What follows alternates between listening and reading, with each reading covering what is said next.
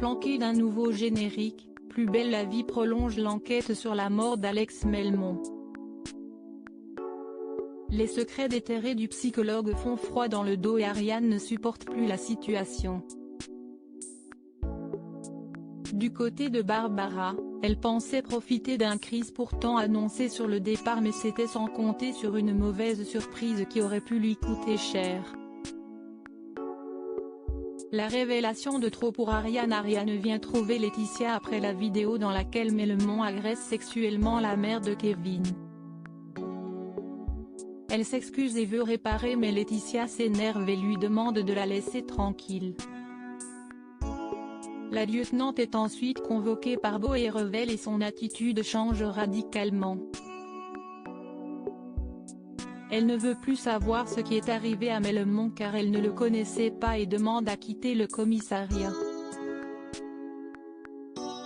Grâce à l'arrestation d'un homme ayant braqué Vincent sur un parking, l'arme du crime est retrouvée et un pas décisif est atteint par les enquêteurs. Seule dans sa nouvelle villa, Ariane broie du Nord.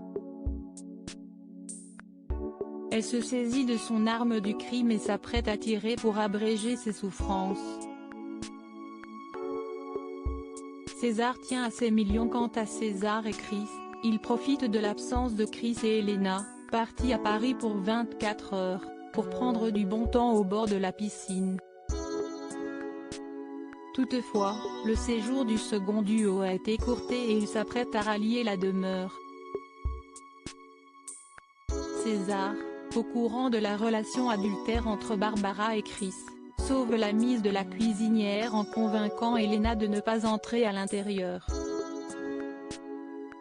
Barbara finit par remercier le jeune homme, mais celui-ci affirme qu'il l'a sauvée pour éviter de perdre un contrat à plusieurs millions d'euros. Au niveau des audiences, l'inédit du mercredi 2 septembre s'est appuyé sur 2,78 millions de Français et 12,3% d'entre eux devant La Petite Lucarne.